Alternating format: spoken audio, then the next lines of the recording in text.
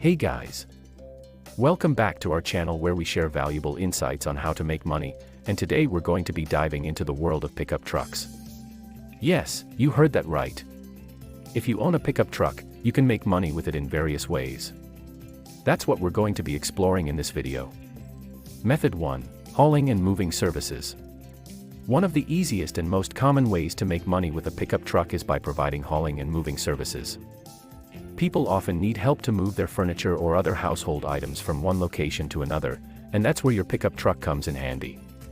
You could advertise your services on local classified websites or social media platforms to get started. Or even you can partner up with moving companies to offer complimentary dump services.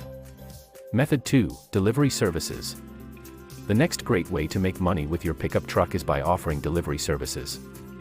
Many small or independent businesses and large retailers such as appliances, furniture, gardening equipment, or building materials require delivery services, and depending on the business, they might be comfortable signing a contract with your service for a certain period of time. Method 3. Commemoration services. Commemoration services aren't a typical way to use your pickup truck, but they can be incredibly lucrative.